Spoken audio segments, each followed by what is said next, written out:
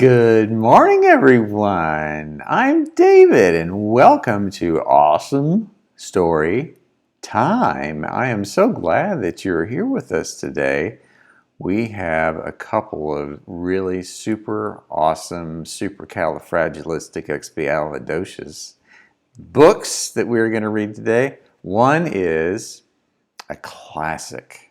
It is such a classic that the copyright is expired on it. However, we're going to read a version of this. It is called There Was an Old Lady Who Swallowed a Fly. Yeah. And this one is illustrated by Gabriele Antonini. So let's get started with There Was an Old Lady Who Swallowed a Fly. Are you ready? You'll like it. I promise. All right, let's take a look at this. There was an old lady who swallowed a fly. I don't know why she swallowed a fly. Perhaps she'll die.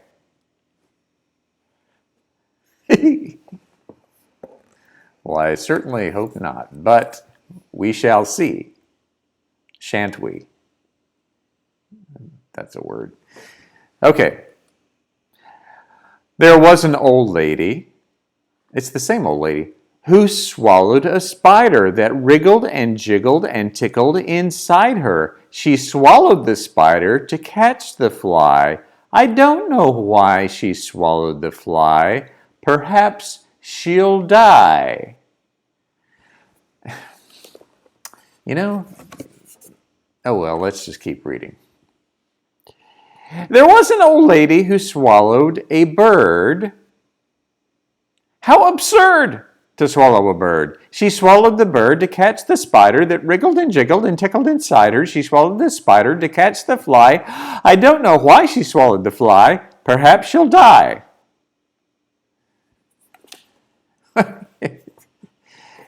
Okay, let's see what else happens next. I have a feeling this is one of those stories where things sort of accumulate. They build up. Let's find out. There was an old lady who swallowed a cat. Imagine that!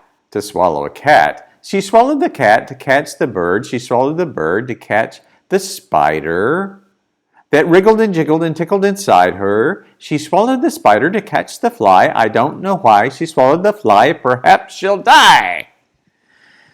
They're always ending on that. Perhaps she'll die. Oh.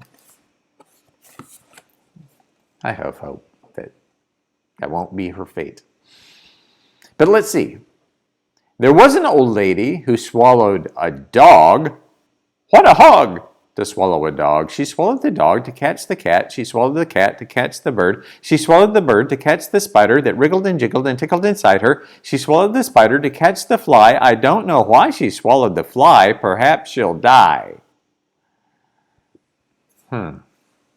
Maybe if she hadn't swallowed that fly in the first place, this whole sequence of unfortunate events never would have occurred. But let us continue with the story. There was an old lady who swallowed a pig. Her mouth was so big to swallow a pig. She swallowed the pig to catch the dog. She swallowed the dog to catch the cat. She swallowed the cat to catch the bird. She swallowed the bird to catch the spider that wriggled and jiggled and tickled inside her. She swallowed the spider to catch the fly. I don't know why she swallowed the fly. You know, we just don't know why she swallowed that fly, do we? But, again, perhaps she'll die. You know, at this point, you have to ask, yeah, maybe she will, maybe she won't. I mean, I value her life, but perhaps she's just going to die. Oh, look at her now. Things are starting to emerge. That happened to me once after a really big bacon cheeseburger. Burp, boink. That's a story for another time. All right. Wow, look at her now. We have this kind of x-ray view of all of these critters inside of her. I don't know how she managed that, but there was an old lady who swallowed a goat. She just opened her throat to swallow a goat. She swallowed the goat to catch the pig. She swallowed the pig to catch the dog. She swallowed the dog to catch the cat. She swallowed the cat to catch the bird. She swallowed the bird to catch the spider that wriggled and jiggled and tickled inside her. I don't know how it had room to wriggle and jiggle anymore, but it did. She swallowed the spider to catch the fly. I don't know why she swallowed the fly. No, we don't. Perhaps she'll die.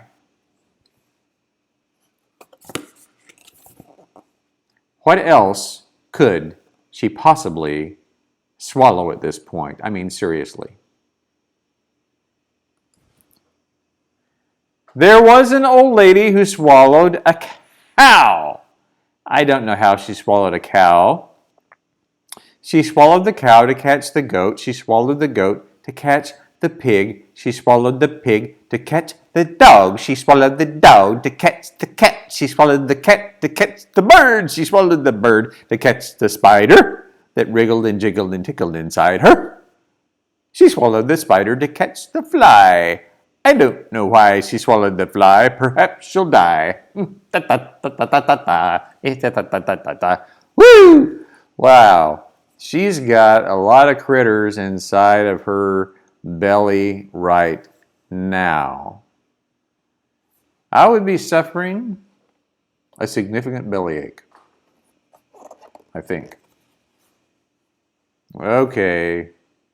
Now I think we're starting to come to some kind of resolution. Perhaps. Look at this. She finally has sought medical advice. A doctor. Which is my recommendation anytime you swallow things like this. Call the doctor. There was an old lady who swallowed a horse. Really? A horse? Now check this out. They're all making their usual noises. The bird is tweet. The cow is moo. The goat is meh. The pig is oink. The cat is meow. The dog is woof. The horse is the fly is down here somewhere. The spider's just staying silent, as spiders normally do. And the doctor is listening. What's coming out of the woman's mouth? Now, in proper company, we don't usually do this, but this is called a burp or a belch. And it sounds something like this.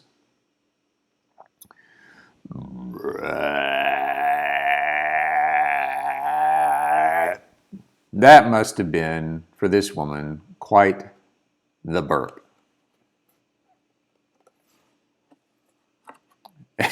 And look what happened when she burped. Now, she's sorry, of course. Look, they all somehow came out with her big, tremendous belch. The cat, the pig, the bird, the dog, the fly, the spider, the goat, the horse, and the cow. I'll bet they're quite happy to no longer be inside that woman's belly, and I'll bet she's happy to not have them in there either. Now, the question through the ages has been, does this book have any moral significance?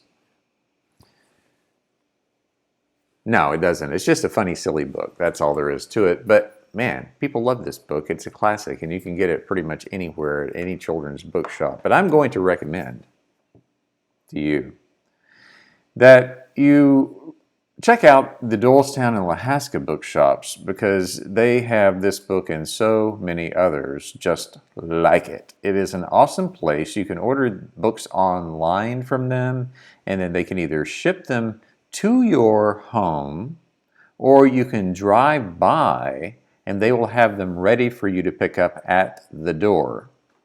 Pretty convenient, I would say. So have your parents do that.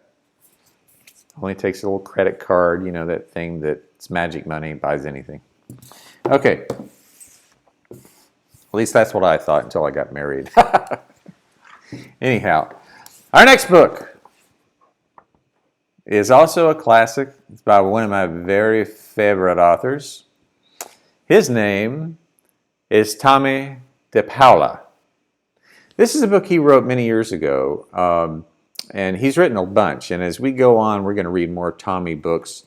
This one is called Strega Nona. A lot of his books are based in Italy, because Tommy's Italian. Anyhow, Strega Nona. This was a Caldecott honor book, which means that it was honored by lots of people. But I tell you what, before we get into Strega Nona, I'm going to say hello, a shout out to all of our fans out there in internet land. So I would like to say hello to Tommy. Hey, Tommy.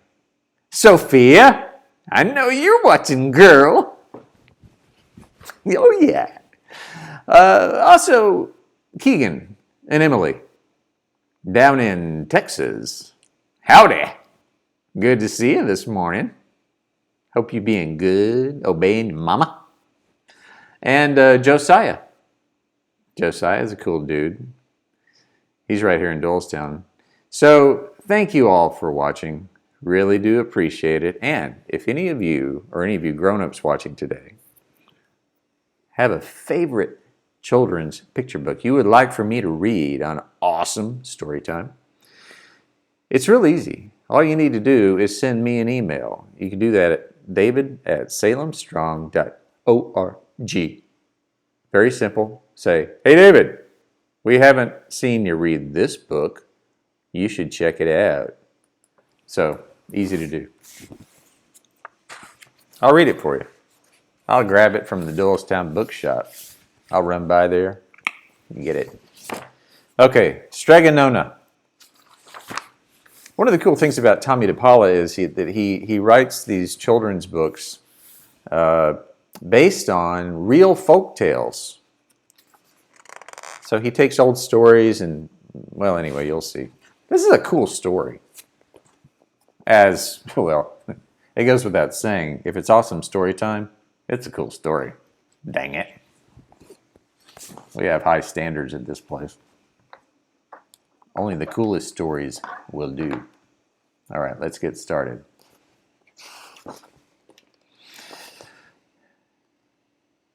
And check out my cool accent when I read this. You'll be impressed. In a town in Calabria, a long time ago, there lived an old lady everyone called Strega Nona, which meant Grandma Witch. Although all the people in town talked about her in whispers, they all went to see her if they had troubles. Even the priest and the sisters of the convent went, because Strega Nona did have a magic touch. Lots of people like Strega Nona in communities. They got it going on, and they know what's happening. They can fix your problems. That's what I'm saying. So, she could cure a headache with oil and water and a hairpin. She made special potions for the girls who wanted husbands. And she was very good at getting rid of warts. Look at this dude. Ugh. Wart on his nose. Voila. No wart. But Strega Nona was getting old and she needed someone to help her keep her little house and garden, so she put up a sign in the town square. Strega Nona, help wanted. And Big Anthony, who didn't pay attention. Ever known anyone like that? I have. He went to see her. Anthony, said Strega Nona, you must sweep the house and wash the dishes. You must weed the garden and pick up the vegetables. You must feed the goat and milk her. And you must fetch the water. For this, I will give you 3 coins and a place to sleep and food to eat. Oh, grazie, said Big Anthony. That means thanks very much. The one thing you must never do, said Strega Nona, is touch the pasta pot. It is very valuable, and I don't let anyone touch it. Oh, si, yes, said Big Anthony. You know, the thing about Big Anthony is this. He didn't look all that big to me. But anyway, maybe I guess he's tall, but I wonder if there's something else that could make him big. Anyway, we shall see. And so the days went by. Big Anthony did his work, and Strega Nona met with the people who came to see her for headaches and husbands and warts. Big Anthony had a nice bed to sleep in next to the goat shed, and he had food to eat. One evening, when Big Anthony was milking the goat, he heard Strega Nona singing. Peeking in the window, he saw Strega Nona standing over the pasta pot.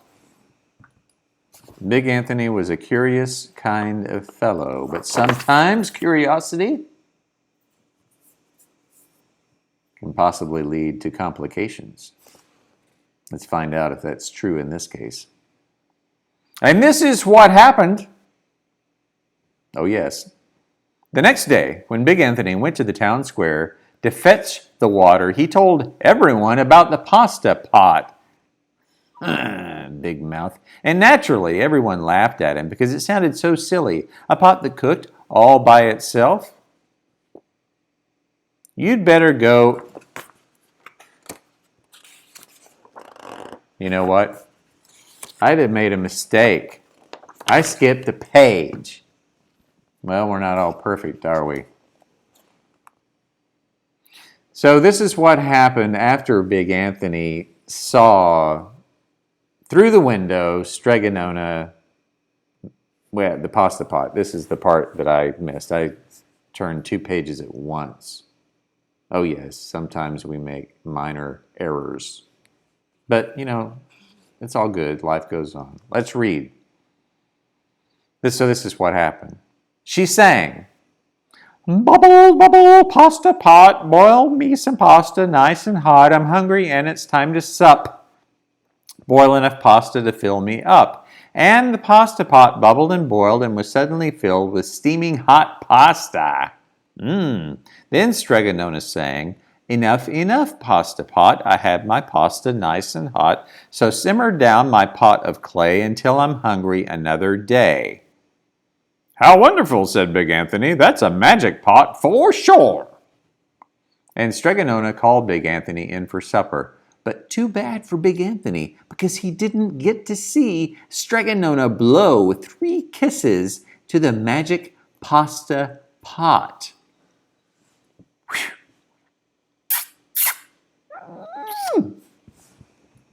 Apparently that was an important thing. You had to do that pasta pot. Big Anthony missed the whole thing. That Big Anthony. Okay, so now here we're back. And this is what happened. The next day, when Big Anthony went to the town square to fetch the water, he told everyone about the pasta pot. And naturally, everyone laughed at him because it sounded so silly. A pot that cooked all by itself? Sure. You better go and confess to the priest, Big Anthony, they said. Such a lie. And Big Anthony was angry, and that wasn't a very good thing to be. I'll show them, he said to himself. Someday I will get the pasta pot and make it cook, and then they'll be sorry.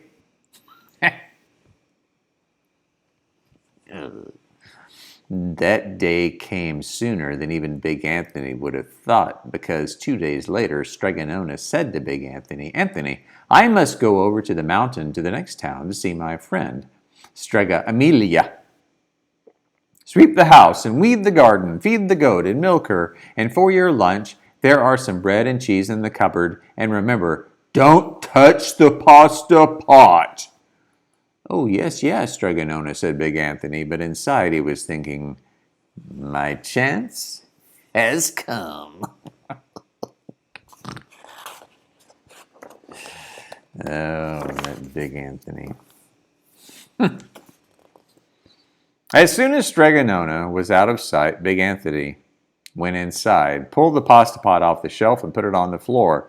Now let's see if I can remember the words, said Big Anthony, and Big Anthony sang, Bubble, bubble, pasta pot, boil my pasta nice and hot. I'm hungry and it's time to sup, boil enough to fill me up. And sure enough, the pot bubbled and boiled and began to fill up with pasta. Aha! Said Big Anthony. Then he ran to the town square, jumped on the fountain, and shouted, Everyone, get forks and plates and platters and bowls. Pasta for all at Strega Nona's house. Big Anthony has made the magic pasta pot work. Of course, everyone laughed. But they ran home to get forks and plates and platters and bowls, and sure enough, when they got to Strega Nona's, the pasta pot was so full it was beginning to overflow. And Anthony's thinking to himself, oh yeah, I showed him. I can make this thing work. Make fun of me. Big Anthony was a hero. He scooped out pasta and filled the plates and platters and bowls. There was more than enough for all the townspeople, including the priest and the sisters from the convent. And some people came back for 2 and 3 helpings, but the pot was never empty. Just kept making that pasta. It's like the endless pasta bowl at some restaurant chain I won't mention. When all had their fill, Big Anthony sang, Enough, enough, my pasta pot. I have my pasta nice and hot, so simmer down my pot of clay until I'm hungry another day.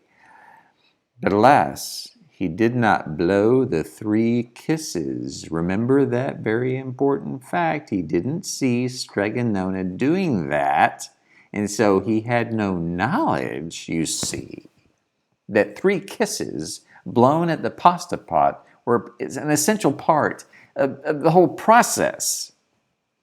That's what you get for being so eager and, I would say, greedy. But there he was. He went outside, and to the applause of the crowd, Big Anthony took a bow. He was so busy listening to compliments from everyone that he did not notice the pasta pot was still bubbling and boiling until a sister from the convent said, Oh, Big Anthony, look! And pasta was pouring out of the pot all over the floor of Strega Nona's house and was coming out the door. Like a 1950s horror movie. And Big Anthony rushed in and shouted the magic words again, but the pot kept bubbling. He took the pot off the floor, but the pasta kept pouring from it. Big Anthony grabbed a cover and put it on the pot. He sat on it, but the pasta raised the cover and Big Anthony as well and spilled on the floor of Strega Nona's house. Pasta everywhere. Stop, yelled Big Anthony. But the pasta did not stop, and if someone hadn't grabbed poor Big Anthony, the pasta would have covered him all up. The pasta had all but filled the little house. Out of the windows and through the doors came the pasta, and the pot kept right on bubbling. The townspeople began to worry. Do something, Big Anthony, they shouted. Big Anthony sang the magic song again, but without the 3 kisses, it did no good. By this time, the pasta was on its way down the road, and all the people were running to keep ahead of it. It's the pasta blob. It's going to take over everything. We must protect our town from the pasta, shouted the mayor. Mayors are always great at stating the obvious, aren't they? Little political humor. Sorry. Get mattresses, tables, doors, anything to make a barricade. But even that didn't work. The pot kept bubbling and the pasta kept coming. This was a serious incident that had to be dealt with. No other way to say it. Okay, I almost skipped another page. I have problems with this. We are lost, said the people, and the priest and the sisters of the convent began praying. The pasta will cover our town, they cried. And it certainly would have had Strega Nona not come down the road from home from her visit. Look, here she is. She didn't have to look twice to know what had happened. Yeah. So she sang the magic song and blew 3 kisses, and with a sputter, the pot stopped boiling and the pasta came to a halt. Oh, grazie, thank you, Strega Nona, the people cried, but then they turned on poor Big Anthony. String him up, the men of the town shouted. That guy's caused so much trouble. Now wait, said Strega Nona, the punishment must fit the crime. And she took a fork from a lady standing nearby and held it out to Big Anthony. All right, Anthony, you wanted pasta from my magic pasta pot, Strega Nona said, and I want to sleep in my little bed tonight. So, start eating. That's a lot of pasta. And he did. Poor Big Anthony. Look at that pile of pasta. I mean, you know, pasta is good, but too much of anything, I think, is... he didn't even have any spaghetti sauce.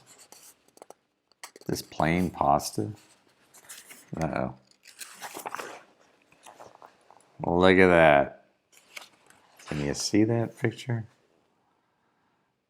Now we know why he was really called Big Anthony. Look at that big belly. So full of pasta. But Strega Nona had saved the day, and Big Anthony, if he had only stayed to listen to the rest of the story, the secret kisses to stop the pasta, but he was so eager, wasn't he, to... Oh, wait, this is not a course in literature. This is just awesome story time. I'm so glad that you were with us today. Thank you for joining us. We will be right back here at 10 a.m. next Tuesday on Facebook Live. Thank you for joining us. Have a wonderful rest of the week. Know that you are important and that you are loved, and we will see you next time. Bye-bye.